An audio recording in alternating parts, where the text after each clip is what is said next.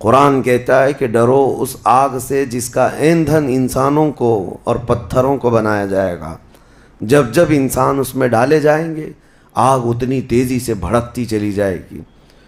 میرے عزیزو، دوزخ کے صفات میں جو بیان ہوا ہے، ایک بار نبی اقدس صلی اللہ تعالیٰ علیہ وسلم تشریف فرما، ایک بہت بڑی دھماکے کی آواز آئی۔ صحابہ سے حضور نے پوچھا کیا تم نے یہ آواز محسوس کی، کیا ہے؟ صحابہ نے عرض کیا اللہ اور اس کے رسول بہتر جانتے ہیں۔ نبی اکرم صلی اللہ تعالیٰ علیہ وسلم ارشاد فرماتے ہیں آج سے 70 سال پہلے جہنم کے منہ سے ایک پتھر گرایا گیا تھا، اس کی تہ میں اب جا کر کے وہ گرا ہے۔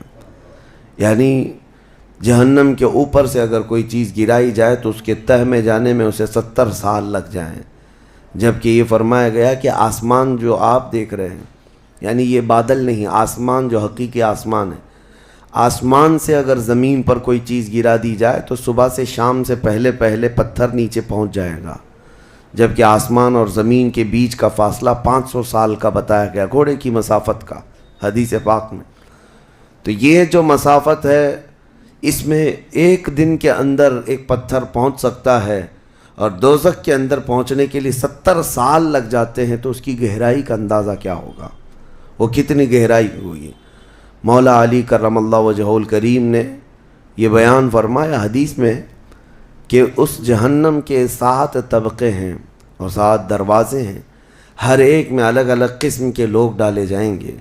مشرکین کا دروازہ الگ ہے، منافقین کا الگ ہے، کفر کرنے والوں کا الگ ہے، اور اس کے علاوہ جو ہمیشہ رہنے والے تو یہ ہو گئے، پھر جو عذاب چکھنے والے ہیں، چغل خوروں کا دروازہ ہے، سود خوروں کا دروازہ ہے، زنا کرنے والوں کا دروازہ ہے، چوروں کا دروازہ ہے۔ یہ سب دروازے ان الگ الگ گناہ کرنے والوں کے نام سے وہاں پر مرقوم ہیں۔ عزیزان گرامی وقار، دوزخ کو جو اس دن لایا جائے گا، فرمایا گیا کہ 70,000 فرشتے اس کو کھینچ کر کے لا رہے ہوں گے، جبکہ ایک فرشتے کی طاقت کا اندازہ کیا کر سکتے ہیں آپ؟ ایک فرشتہ یہ موجودہ پوری دنیا کو ہلا سکتا ہے، لیکن قیامت کے دن جہنم کو کھینچ کر کے لایا جا رہا ہوگا تو 70,000 فرشتے بیڑیاں ڈال کر کے جہنم کو لا رہے ہوں گے، اور جہنم کے کان بھی ہیں، جہنم کی آنکھ بھی ہے، جہنم کی ساری چیزیں میرے آقا صلی اللہ علیہ وسلم نے بتایا وہ سنتی بھی ہے، بولتی بھی ہے اللہ کی بارگاہ میں۔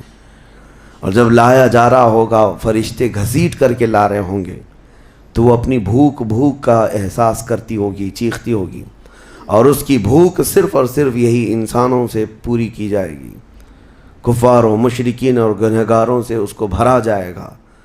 میرے عزیزو، نبی پاک صلی اللہ تعالیٰ علیہ وسلم ارشاد فرماتے ہیں یہ تم جو دنیا میں آگ جلاتے ہو یہ اس جہنم کی آگ کا 70واں حصہ ہے، یعنی 69 حصے اور اس کو تپایا جائے تو جہنم کی آگ ہوگی۔ ہم دنیا کی آگ کو سہ نہیں پاتے، ہم دنیا کی آگ میں اپنی انگلی نہیں رکھ پاتے، لیکن جہنم کی آگ اس سے 70 گنا زیادہ بھڑکائی ہوئی ہے۔ 1000 سال تک اس آگ کو بھڑکایا گیا تو سرخ ہو گئی، لال ہو گئی، پھر حدیث پاک میں ہے دوبارہ اس آگ کو 1000 سال تک بھڑکایا گیا تو وہ آگ سفید ہو گئی، پھر 1000 سال تک اس آگ کو تپایا گیا تو وہ کالی ہو گئی۔ اب فرمایا گیا جہنم کی آگ صرف اور صرف کالی ہے، وہاں روشنی کا کوئی نام ہی نہیں ہے، وہاں کوئی روشنی کا نام نہیں ہے۔ دوزخ کی آگ کا اندازہ اس طرح بتایا گیا۔ جہنم میں ڈالے جانے والوں کی صفات سورہ واقعہ میں بھی موجود ہے۔ اللہ کریم نے فرمایا کہ جب وہ جائیں گے وَأَصْحَابُ الشِّمَالِ مَا أَصْحَابُ الشِّمَالِ فِي سَمُومٍ وَحَمِيمٍ وَظِلٍّ مِّن يَحْمُومٍ لَا بَارِدٍ وَلَا كَرِيمٍ، جب ان کو ڈالا جائے گا، یہ بائیں جانب والے، کیا بائیں جانب والے تم کیا جانو، وہ ایسی خطرناک ہواؤں میں ہوں گے وہاں پر۔ اچھا، 3 طرح کا عذاب بتایا گیا ہے، ایک آگ کا عذاب، ایک دھوئیں کا عذاب، اور ایک ٹھنڈ کا عذاب بھی ہے۔ ٹھنڈ کا عذاب یعنی ایسی برفیلی جگہ کہ جو ہڈیوں کو گلا دیا کرتی ہے، وہ عذاب بھی وہاں پر ہے، زمہریر اس کو قرآن میں فرمایا گیا۔